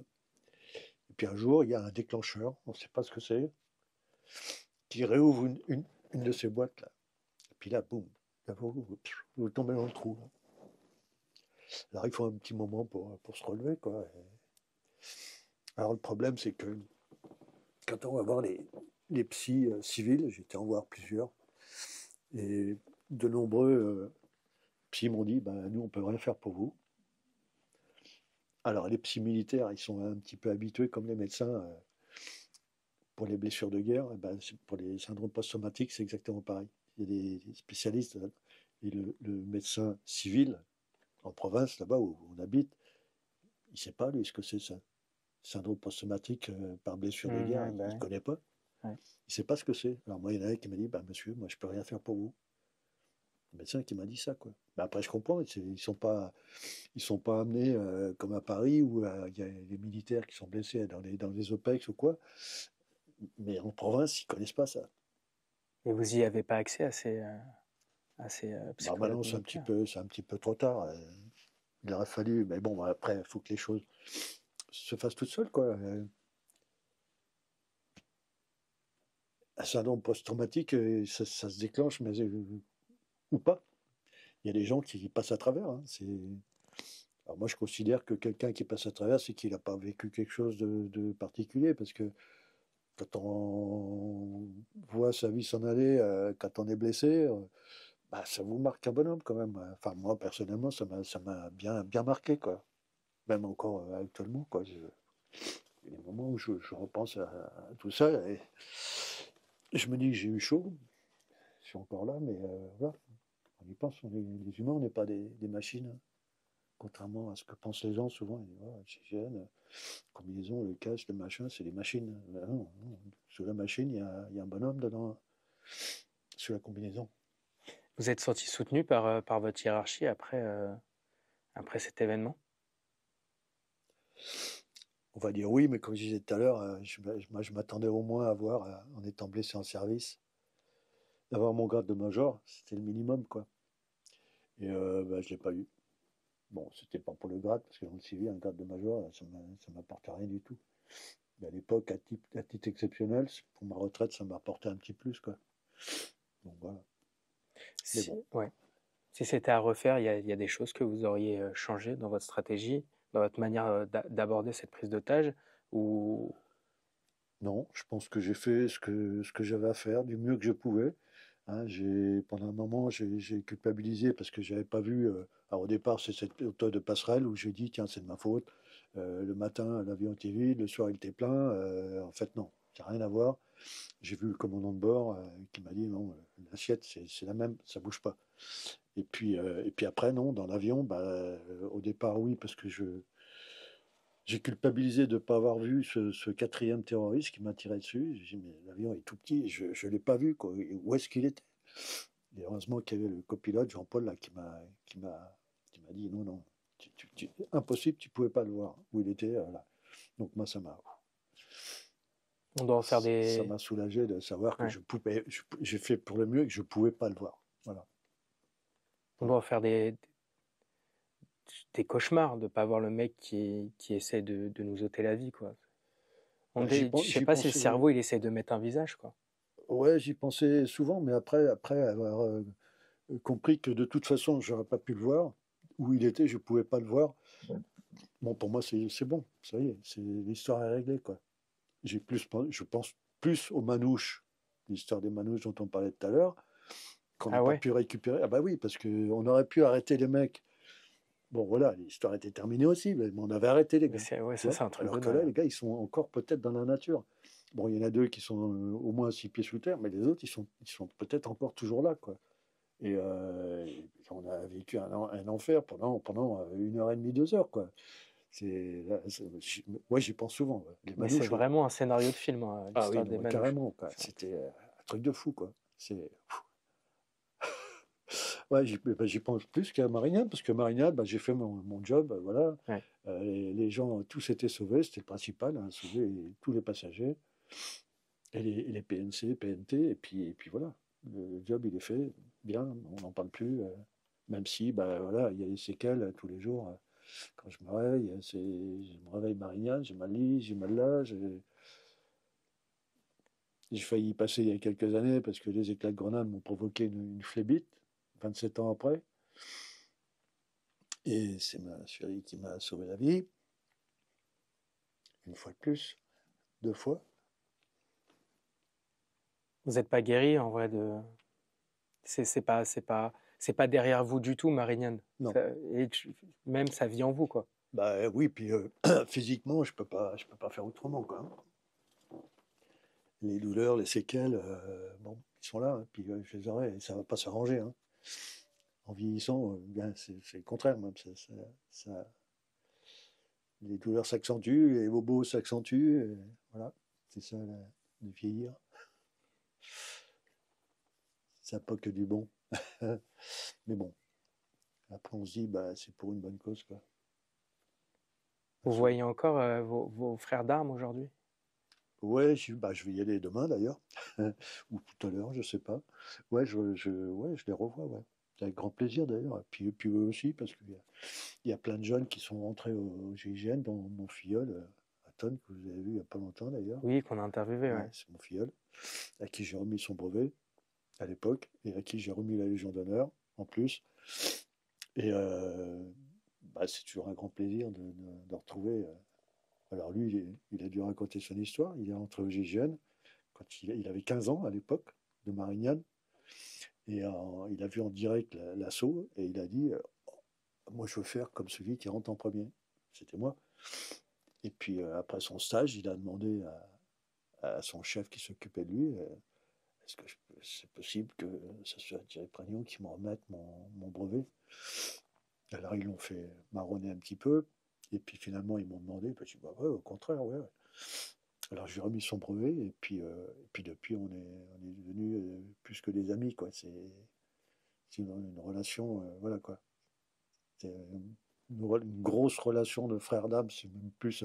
Il a l'âge de mon fils en plus. Donc voilà, c'est lui et moi. C'est vraiment très, très. Ouais.